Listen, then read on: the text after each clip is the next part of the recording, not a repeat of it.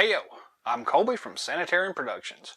We're back again with another G.I. Joe action figure review. In this episode, we're taking a look at the G.I. Joe Club store exclusive Cobra Wave Crusher with the Cobra Sub-Viper pilot. Very awesome looking set here. This was originally released back in 1997, 98, somewhere in that area. This was part of the Real American Hero line. Basically, they took some of the original 3 3/4 inch O-ring versions of figures and vehicles and kind of revamped them as different variants and released them in stores with new boxes and things like that. They may have been a Toys R Us exclusive for some of them, but we got the Night Rhino, which was the Warthog with a new Dusty figure. We got the Rattler released as the Thunderbolt, A10 Thunderbolt, I think. Anyway, and they released the Shark as a Cobra exclusive vehicle known as the Wave Crusher. So that's kind of the origins of this particular figure, but the convention, sorry, not the convention, the club store re-released it as an exclusive, and this is kind of what we got here. So yeah, let's take a look at it and dive into it. Sorry, that was a little submarine humor. Any which ways, let's take a look at the figure first. So this comes sealed in a baggie, like most all of the club, convention, and store exclusives. So it's all sealed, nice and cool. Like, we do have the figure in a separate bag, so they actually didn't come. It came as a package deal, but it didn't come in one single bag. They kind of just lumped this and that in a box and sent it to us. So any which way, we'll take a look at the file card first. It is in this nice kind of sealed baggy thing here with a piece of tape. So we'll go ahead and slice the tape off of this thing and pull out the file card if I can. I guess I didn't do a good job of cutting that tape, but any which way, throw that to the side. We'll go ahead and zoom in here on the actual card itself here. Y'all can pause it right now if you would like to read through it. Pretty cool looking though. It does come with the standard plain cardboard backing and not the glossy black or anything like that. So still pretty cool. We'll throw that into our collection here. And we'll go ahead and zoom in a bit here. Get a little closer to the figure. Closer to the action. The Sub-Viper here comes in another sealed.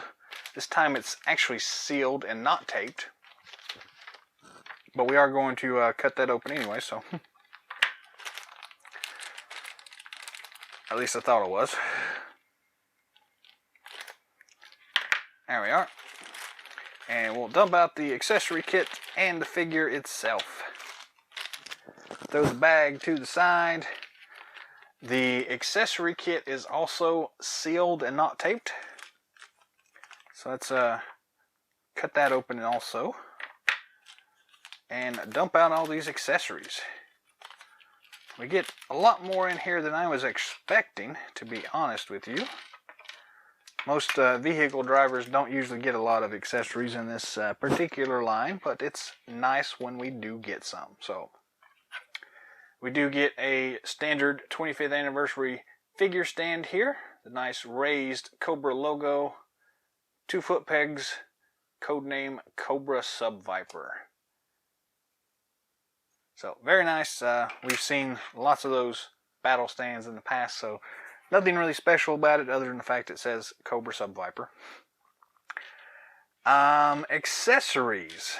We get some interesting stuff here. We'll start with the assault rifle here. We get one of these, I guess, mostly standard Cobra assault rifle things here.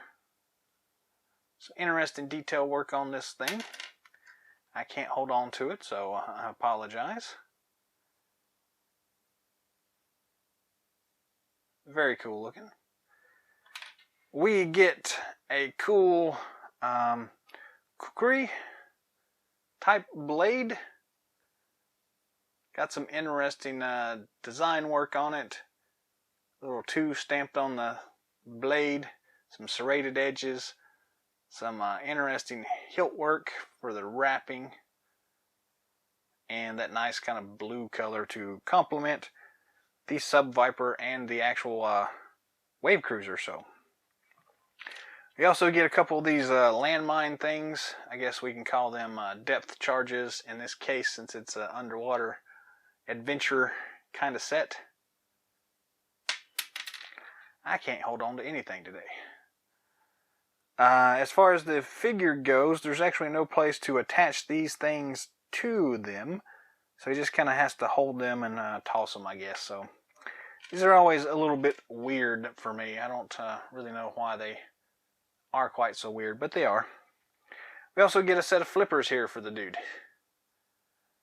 These are pretty standard Frogman flippers. They do have the hole in them, so you can attach the flippers to the figure's feet and then attach the figure to the battle stand, which is always a plus.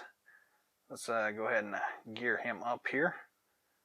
Just line those little pegs up with the holes on the bottom of his feet. And voila, you got little flipper feet with the extra little hole so that you can stick them on the figure stand. So pretty nice. Let's move on and take a look at the figure itself. It's an interesting figure, to be honest with you. It's got a really awesome looking helmet there. Lots of cool detail work all the way around. The figure itself has got some interesting detail work. You got this crazy breathing oxygen tank thing. Some really crazy hoses around his arms. So it's, was this the, I think they reused part of the Techno Viper for this stuff. But it still looks really nice. Nice silver highlights all the way around. Some interesting boots. Some spiky bits on them. So yeah, some pretty nice details. Very cool looking anyways. Articulation wise, the head does spin 360 degrees. We get up and down motion. And I'm just now noticing this, but the helmet's actually removable. So I hadn't counted on that. That's actually pretty awesome. So that helmet has that nice kind of red under plastic to it, so it makes it kind of translucent when he's actually got it on.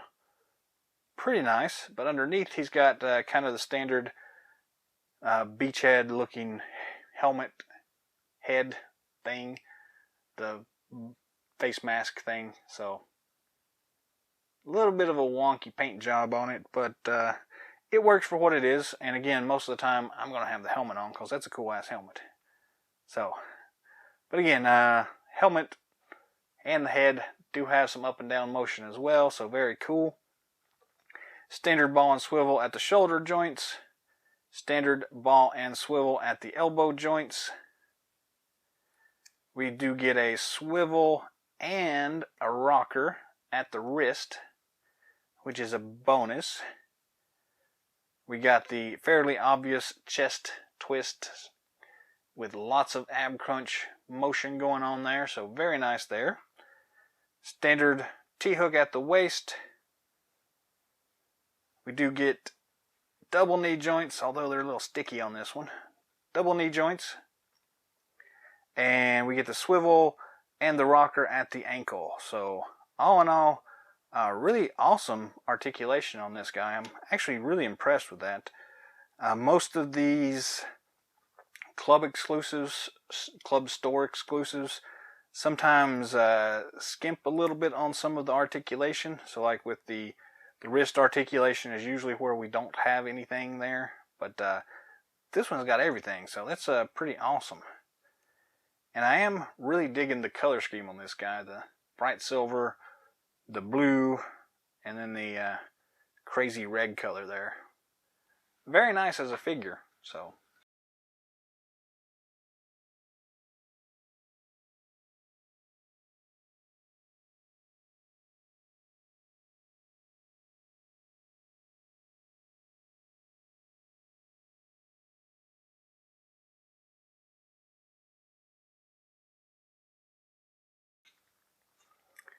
With that out of the way, we'll go ahead and move in and take a look at the actual Wave Crusher vehicle. So this is basically the G.I. Joe Shark repainted. Does come sealed in a plastic bag, so we'll go ahead and cut the tape off the plastic bag. And pull the Wave Crusher out. Nice. We got a little accessory pack here. The accessory pack is sealed, so we have just two big old missiles here. Go ahead and slice this open. Pull our two missiles out. Toss that to the side. The actual Wave Crusher, very nice looking. I've always really liked the Shark anyways. Having it as a Cobra vehicle is not the worst in the world. But let's take a look at some of the details here. Because this is the club exclusive, most of all the stickers are already pre-applied as paint decals, not as actual stickers. So like this watch head on canopy, that's not an actual sticker, so you won't be pulling that thing off, which is kind of cool. It is a little sad for me because I really like applying the stickers, but I do appreciate that they go ahead and place them in the right place so you don't have to worry too much about putting them in the wrong area. So on the back side here, we've got some cool stuff going on. We got these two pegs on the bottom. The missiles themselves have little peg holes on them, and you just kind of line them up and place them like so. And then they kind of fall apart a little bit. So they don't hold all together quite as well as I'd hoped. This one side seems to do fine, but this other side is a little too loose. If I can even find that hole again. So again, your mileage may vary with these things. You can never really know too much about what's going on with them. They also fit back here on the backpack pegs, which is probably where they're supposed to go. So that's kind of a nice. The cool thing about that, so they did include these back pegs here. On the original Shark, you were to take your action figures and line them up like so, and then the figures could actually ride on the underside of the vehicle. These pegs are too big. They actually look like they're the same size. Actually, I'm going to test that theory out. It looks like they're the same size as the vintage figures, so I've got my Footloose figure here, and it is. So your vintage figures still fit fine under here, but the new modern figures will not fit on those pegs. With that being said, let's. There's a couple other pegs here. It's too loose for that one, but it's just right for this center peg. So you can attach one single figure to the bottom here with modern figures. So still a nice little touch there. Again, a lot of detail work here on this thing. Very nice looking. We do have these cool blaster cannons, which are articulated from the back side here. You just press this lever forward and the cannons raise. Back lowers it. Very nice. I've always liked that as a feature for the original Shark there. And there's one on each side here, so that's cool. The back side, we do have these cool vents things, filters, whatever you want to call them. You also have the cool little tail rudders that are articulated, so you can kind of move them around however you want to. We also have, let's see here, the little vent things on the front. Supposed to be the like spotlight headlight kind of thing here in the front. And then we got this cool canopy. We also have, I think this here is a removable panel. At least it used to be. Yeah, so you get a nice clear look inside there at the actual engine inside. Nice detail work on the removable panel. It actually comes off a lot easier than some of the rest of these newer interpretations of these things. We've had some difficulty getting some of those panels to remove in the past, but this one comes off really easily. The cockpit swings up and to the side on this thing, giving you access to the actual canopy, cockpit inside. Got some interesting details going on in there. Again, the original version was made for that slightly larger Deep Six figure in his crazy aquatic suit, his dive suit that was made for really, really deep dives. New figures, though, just kind of either lay in there like so, or you can stick them in here like this. However you want to do it. In my head, it makes sense to do it like this with them with their feet first. But I think the original kind of were meant to go feet first in, so they're laying down. But you know, you can do it however you want to, because it's your vehicle if you pick it up. I like it like that. The canopy closes, locks in place. Got a nice translucent plastic there so you can see inside. Very nice. The figure is kind of loose in there, so you'll hear it rattling around a bit. I'm actually also curious about these little mist things here. I don't think they can attach to anything.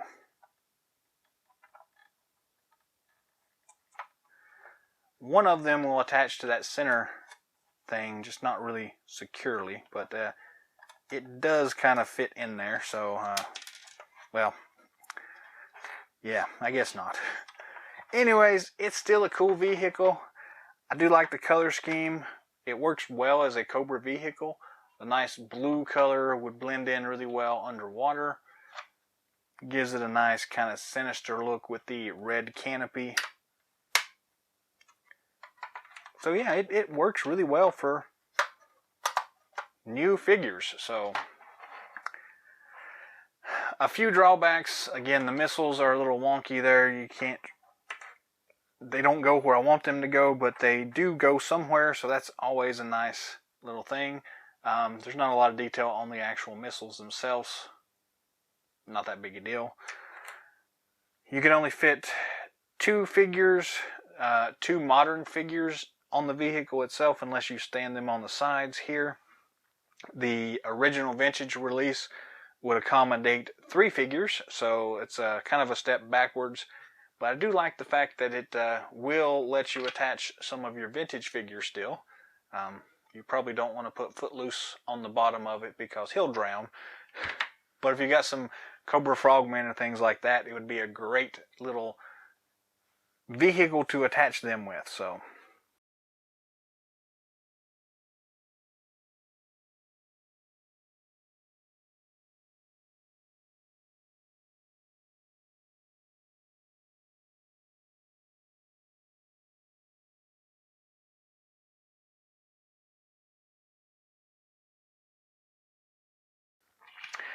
yeah, this set, I think retail for this thing was about the $60 mark.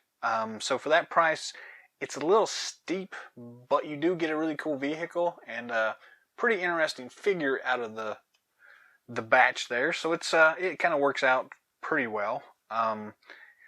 They've actually been going on sale as part of the the closing of the club store. So if you can pick it up as part of that sale, I definitely recommend it. It's a really awesome vehicle. But if you're watching this after the club closes, you'll have to try a secondary market somewhere.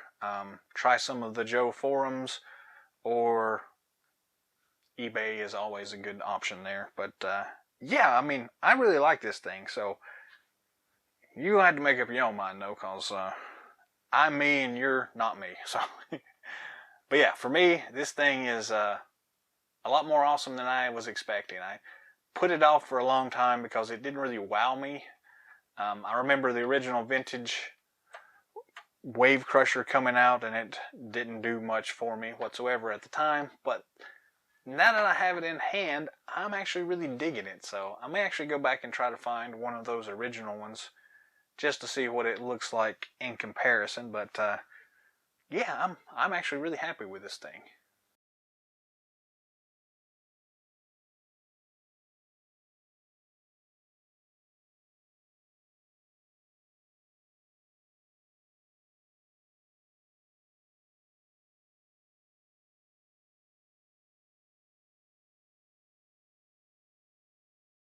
That's all the time we've got for today, so thanks for watching.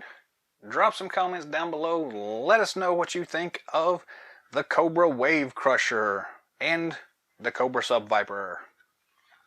Did you have this thing when it originally came out in the late 90s? Or is this the first time you're kind of seeing it here? Let us know your story below. If you'd like to recommend anything special for a future episode, do that in the comment section as well. If you haven't already, feel free to subscribe to our channel. Be on the lookout for more awesome videos coming down the pipeline. And until next time, Yo Joe!